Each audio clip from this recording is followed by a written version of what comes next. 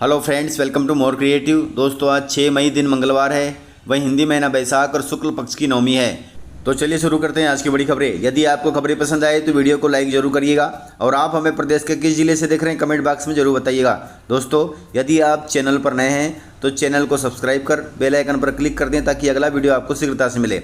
आप हमारे फेसबुक और इंस्टाग्राम पेज को फॉलो जरूर करें, इसका लिंक डिस्क्रिप्शन में दिया गया है। लाडली बहनों के लिए जरूरी खबर है, लाडली बहनों को फिर मिलेंगे 1250 रुपए।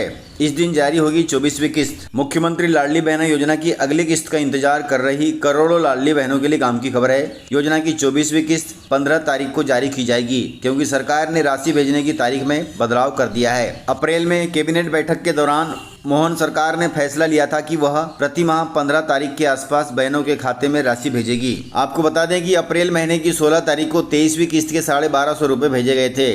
अब से अगली किस्त 10 तारीख के बजाय अब 15 तारीख के आसपास आएगी। इसके अलावा 15 तारीख को ही 25 लाख से अधिक बहनों को सिलेंडर रिफिलिंग की भी राशि जारी की जाएगी। इसलिए लाडली बहन योजना की राशि के लिए 15 तारीख तक इंतजार करें।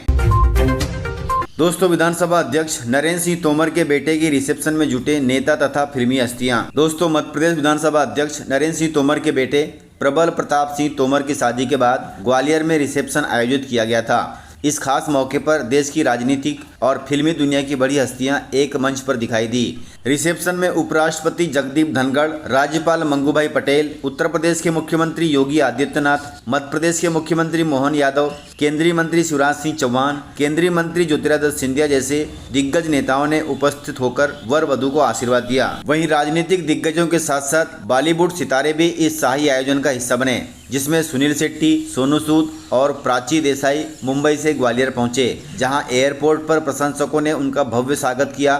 सितारों की मौजूदगी ने कार्यक्रम की रौनकता और बढ़ा दी। दोस्तों, इस प्रकार से बड़े लोगों की शादी होती है। दोस्तों, केंद्रीय रक्षा मंत्री राजनाथ सिंह जी ने पाकिस्तान को दी है कड़ी चेतावनी देते समय उन्होंने कहा कि भारत अब चुप नहीं बैठेगा। दुश्मन यदि आंख उठाता है तो उसे मुंहतोड़ जवाब दिया जाएगा। दोस्तों, रक्षा मंत्री ने कहा कि देश के लोगों की भावना के अनुरूप ही प्रधानमंत्री नरेंद्र मोदी फैसला लेंगे और जो भाषा पाकिस्तान समझता है उसी भाषा में जवाब दिया जाएगा, क्योंकि देश की जनता पहलगाम आतंकी हमले का सरकार से जवाब चाहती है। दोस्तों, मध्य प्रदेश में आम लोगों पर पड़ सकती है टैक्स की मार। दोस्तों, एमपी के बड़े शहरों में जल्द ही प्रॉपर्टी टैक्स और उपभोक्ता टैक्स बढ़ सकता है। सूबे के महापौर ने नगरीय विकास विभाग से टैक्स और शुल्क में बढ़ोतरी की मांग की है। इसके लिए एक प्रस्ताव तैयार किया गया है, जिस प्रस्ताव में प्रॉपर्टी टैक्स को 10% से बढ़ाकर 15% और उपभोक्ता शुल्क को 15% से बढ़ाकर 25% करने की बात कही गई है। अब यह प्रस्ताव विभागीय मंत्री कैलाश विजयवर्गीय की मंजूरी का इंतजार कर रहा है। इनकी मंजूरी मिलते ही टैक्स में बढ़ोतरी हो जाएगी, जिसका असर आम जनता की जेब पर पड़ेगा। दोस्तों, गर्भ में बेटी होने पर मध्य प्रदेश में 7,000 रुपए में होता है गर्भपात, जबकि सरकार ने भ्रूण परीक्षण पर रोक लगा दी है। यह एक कानूनी अपराध है। इसके बावजूद भी मध्य प्रदेश में गर्भपात हो रहा है। दोस्तों, मध्य प्रदेश का चंबल इलाका, यहाँ डिलीवरी से पहले गर्भ में लड़का या लड़की की चोरी छिपे जांच और फिर गर्भपात के लिए एक पूरा रैकेट काम कर रहा है। पड़ताल में सामने आया है कि इसमें आशा कार्यकर्ता, झोला छाप डॉक्टर, प्राइवेट अस्पताल के कर्मचारी तथा नर्सेस शामिल हैं। इस पूरे गिरोह को एक्सपोज करने के लिए 1 महीने तक पड़ताल की गई। इस दौरान आशा कार्यकर्ता, झोला छाप डॉक्टर, नर्स समेत 19 लोगों से बातचीत हुई। इनमें 1 आशा कार्यकर्ता, 1 महिला दलाल और 3 झोला छाप डॉक्टर गर्भपात और लिंग परीक्षण की डील करते हुए कैमरे में कैद हुए। इनसे बात करने पर पता चला कि लिंग परीक्षण का रेट 5,500 से 15,000 रुपए के बीच है। वहीं गर्भ में लड़की की पुष्टि होने पर अवैध तरीके से गर्भपात कराने का रेट 5,000 रुपए से 7,000 रुपए है, जो कि बहुत गलत है। इसका भंडाफोड़ हो गया है। अब इन पर कार्रवाई हो रही है। दोस्तों, मध्य प्रदेश में सहकार टैक्सी चलाने की तैयारी कर रही है सरकार। मध्य प्रदेश के बड़े शहरों में अब ओला उबर की तर्ज पर सहकार टैक्सी दौड़ती नजर आएगी। इसके संचालन के लिए सहकारिता विभाग तैयारी में जुट गया है।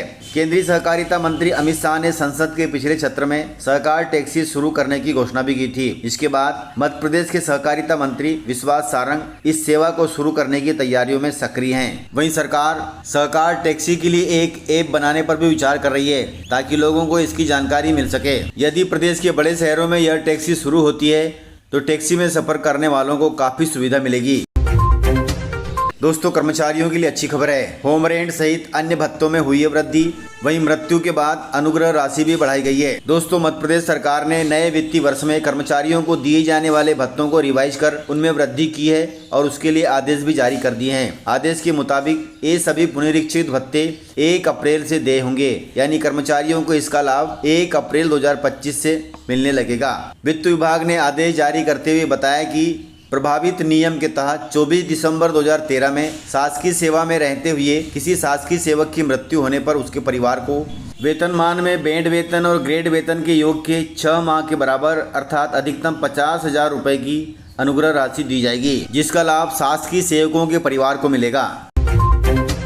दोस्तों मध्य प्रदेश में लव जिहाद पर SIT गठित हो गई है। SIT के गठन के बाद मंत्री जी ने दी है कड़ी चेतावनी। दोस्तों मध्य प्रदेश सरकार ने लव जिहाद, दुष्कर्म और जबरन धर्म परिवर्तन पर लगाम कसने के लिए SIT का गठन किया है। इसे लेकर कैबिनेट मंत्री विश्वास सारंग ने कड़ा रुख अपनाते हुए कहा कि प्रदेश में पहले ही धर्म स्वातंत्र अधिनियम बन चुका है और इसके तहत कार्रवाई भी की गई है। उन्होंने कहा कि प्रदेश में अब लव जिहाद के खिलाफ SIT का गठन भी किया गया है और ऐसे लोगों को किसी हालत में बख्शा नहीं जाएगा। दोस्तों आपको बता दें कि SIT की कमान वरिष्ठ IPS अधिकारी अभय सिंह को सौंपी गई है और टीम में कुल 4 IPS अधिकारी शामिल होंगे। जाँच टीम का मुख्य उद्देश्य इस तरह के मामलों की निगरानी और उनकी जांच करना है। इसके लिए प्रदेश पुलिस मुख्यालय ने सभी जिला पुलिस अधीक्षकों, उप पुलिस महानिरीक्षकों और संबंधित एजेंसियों को SIT का सहयोग करने के लिए निर्देश जारी कर दिए हैं ताकि लव जिहाद के आरोपियों पर सख्त कार्रवाई हो सके।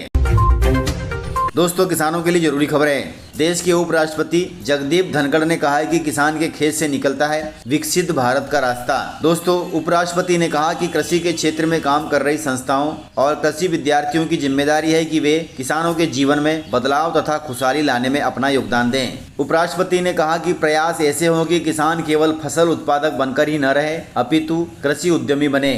उन्होंने कृषि विद्यार्थियों को आह्वान किया है कि वे तकनीकी तथा अनुसंधान का इस्तेमाल कर कृषि क्षेत्र में बदलाव के प्रबंधक बने ताकि किसानों को सहयोग मिले और वे ज़्यादा से ज़्यादा कृषि क्षेत्र में आगे बढ़ें।